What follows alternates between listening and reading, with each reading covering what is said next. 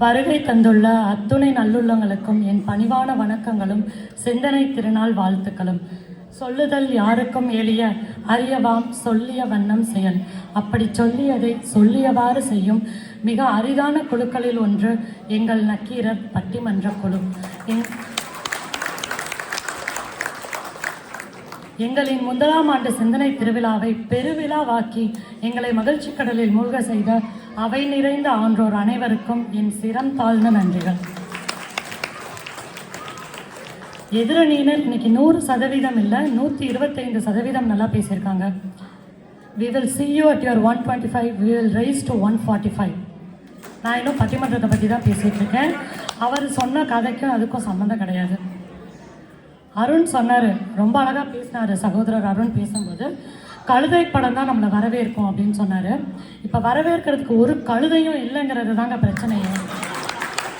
சொல்லலை, போகிற போக்கில் எல்லாரையும் கழுதன்ட்டாங்க பார்த்தீங்களா. டோர்பெல்லில் கேமரா, சிசிடிவியில் கேமரா, இன்டோரில் கேமரா, அவுட்டோரில் கேமரா. 2 பேர் வாழ்கிற வீட்டுக்கு 12 கேமரா இருக்குது. மெஷினை நம்புகிறோம், மனுஷனை நம்புகிறோமா? அப்புறம் எப்படி நம்பிக்கை வளருதுன்னு சொல்கிறீங்க? மெஷின் போய் சொல்லாதுமா.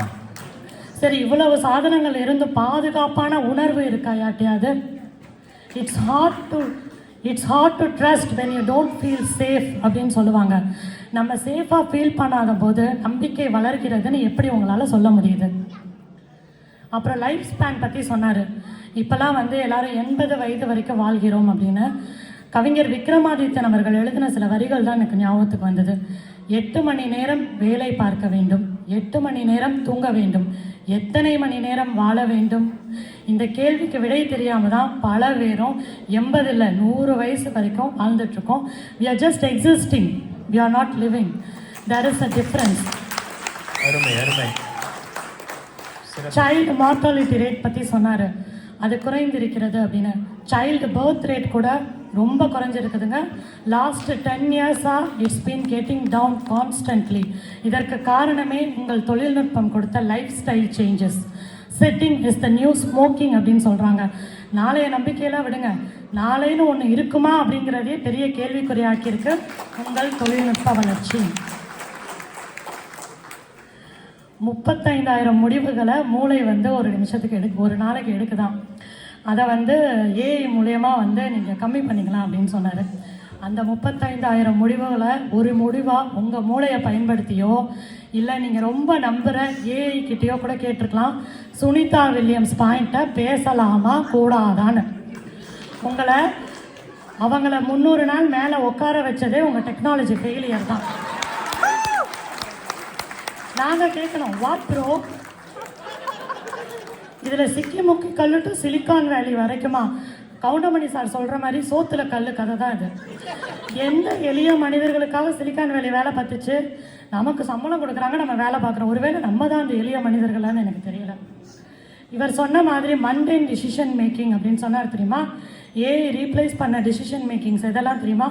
ரைட்டிங், ட்ராயிங், பொயட்ரி, கோடிங், இந்த மாதிரியான மிக இன்னோவேட்டிவான க்ரியேட்டிவான டிசிஷன் மேக்கிங்ஸை ஏஐ ரீப்ளேஸ் பண்ணியிருக்கு. இதை தான் எங்கள் அணியில் சரண்யா அழகாக சொன்னாங்க, சிந்தனையற்ற சமுதாயத்தை உருவாக்கி கொண்டிருக்கிறோம் அப்படின்னு.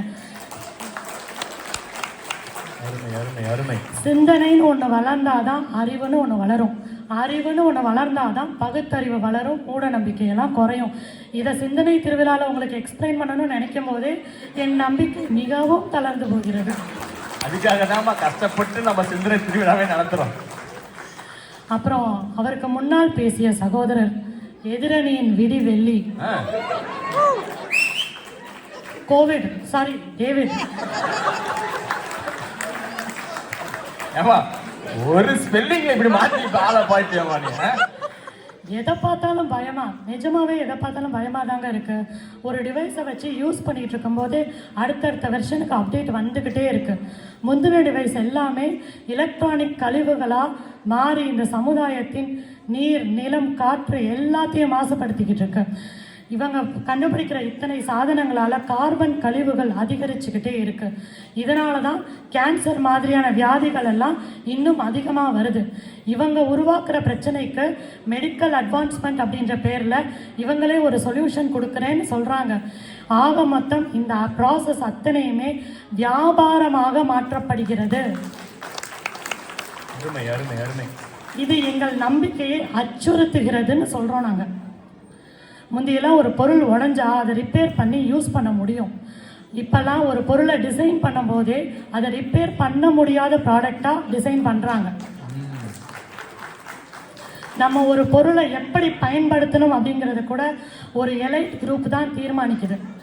இதை எப்படி நம்பிக்கை வளர்கிறதுன்னு நீங்கள் சொல்கிறீங்க. இதை தான் எங்கள் அணியில் மனோஜ் அழகாக சொன்னார், டெக்னாலஜி இஸ் நாட் டெமோக்ரட்டைஸ்ட் அப்படின்னு. எங்கள் தேவைக்கு டெக்னாலஜி இருந்தால் போதுங்க, எங்கள் மேலே திணிக்காதீங்க மூன்றாவது மொழி மாதிரி, எங்களுக்கு நம்பிக்கை வராது. அப்புறம் டேவிட் பேசும்போது சொன்னார், எண் மதிப்பு இடமதிப்பு பற்றிலாம் சொன்னார். இப்போயும் எண் மதிப்பு இடமதிப்பெல்லாம் இருக்குதுங்க. Economical status, social status. முந்தி இந்த சண்டைகள்லாம் நாலு தெருவுக்குள்ளே ஒரு இடத்துல நடந்துட்டு இருந்தது. இப்போ நாடறிய செய்தது உங்கள் டெக்னாலஜி தான். இதுதான் நம்பிக்கை தர வளர்ச்சியாக இவங்க 3 பேர் சொல்கிறாங்க.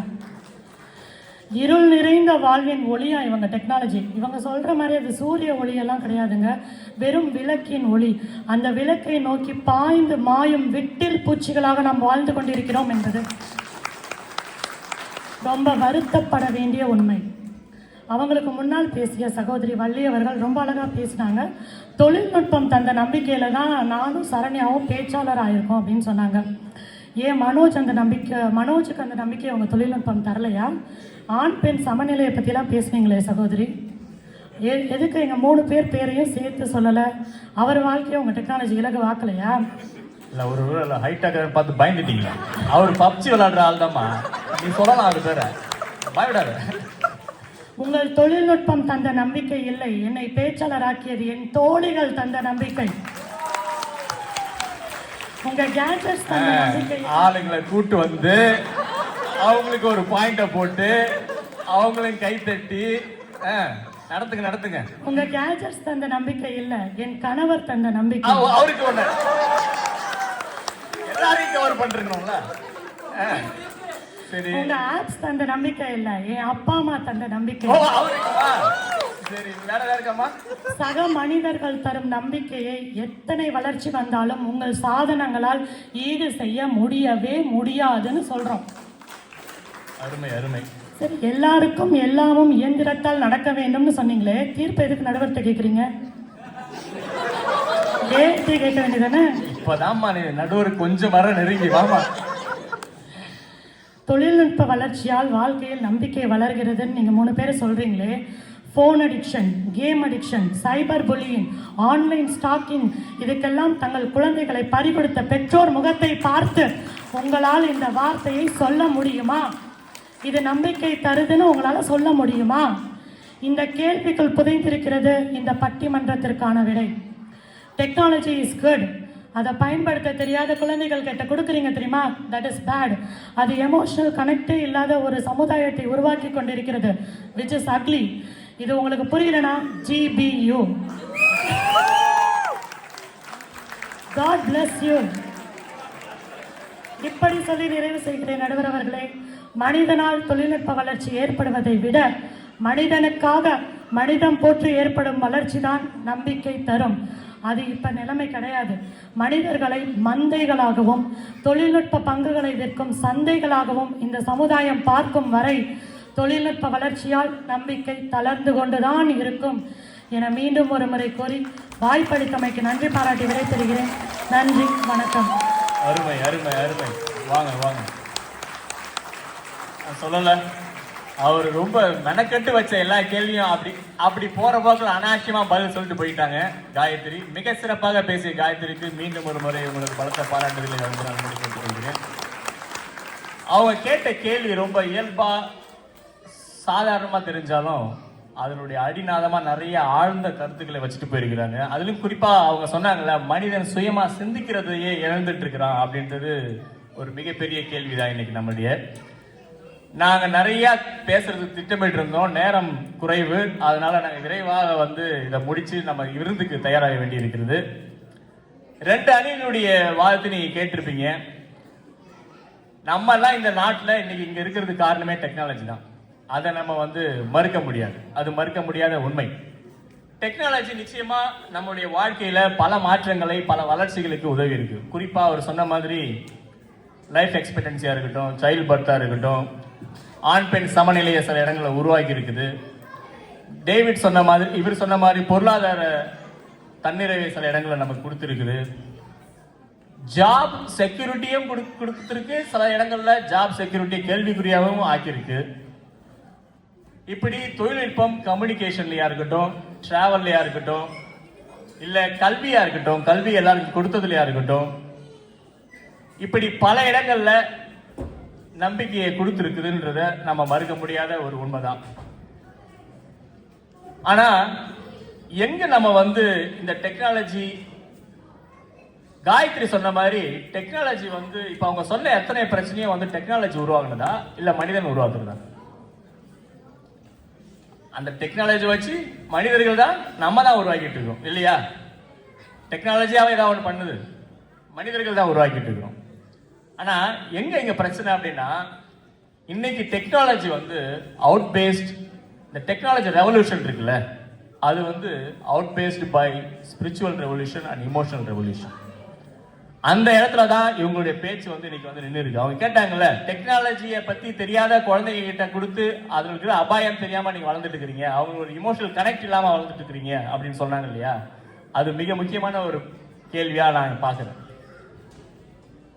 ஒரே ஒரு விஷயத்த மட்டும் சொல்லிட்டு இந்த பட்டிமன்றத்துக்கு தீர்ப்பா நான் சொல்லிடுறேன். ஏன்னா நீட்டி முழைக்க விரும்பல, நிறைய விஷயங்கள் நம்மளால பேச முடியாது. மனிதன் உருவாக்கின அத்தனை தொழில்நுட்பங்களும் அவனுடைய சிந்தனையில் உருவாக்கியவை தான். அதுதான் அடிப்படை காரணம். இதுல என்ன அப்படின்னா,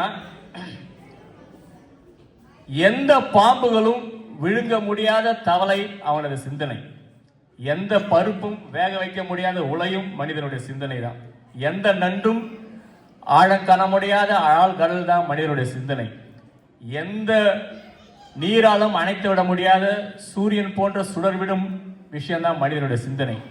இங்க டெக்னாலஜி என்ன பண்ணிருக்கு அப்படின்னா, அன்றாட வாழ்க்கையில நமக்கு டெக்னாலஜி பல விதங்கள்ல உதவி செய்திருக்கின்றது மறுக்க முடியாத உண்மை. ஆனா இந்த டெக்னாலஜி நம்முடைய சிந்தனையினுடைய போக்கை மாத்திக்கிட்டு இருக்கின்றதுதான்.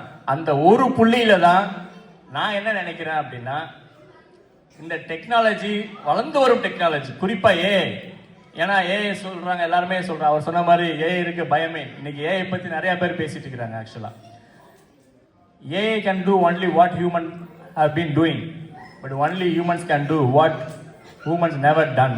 அப்படின்னும் போது இந்த சிந்தனை போக்குல ஒரு மாற்றம் இன்னைக்கு டெக்னாலஜி நம்ம கிட்ட கொண்டு வந்து வச்சிருக்கு. அப்படி பார்த்தா தொழில்நுட்பம் நம்ம வாழ்க்கையினுடைய நம்பிக்கையில் தளர்வின் முதல் படியில நம்மளை கொண்டு வந்து நிறுத்திருக்கு என்பதையே நான் தீர்ப்பா வழங்கி, ஆனாலும் மனிதன் எல்லா பிரச்சனைகளையும் கடந்து வரக்கூடிய சக்தி படைத்தவன். எனவே அதிலிருந்தும் நாம் மீண்டு வருவோம் என்ற நம்பிக்கையில் தொழில்நுட்பம் நமது வாழ்க்கையில் நம்பிக்கையில் தலைவர் முதல் படியில் நம்மளை கொண்டு வந்து இருக்கிறது என்பதை தீர்ப்பாக வழங்கி உங்கள் அனைவருக்கும் நன்றி கூறி விடைபெறுகிறோம். நன்றி, வணக்கம்.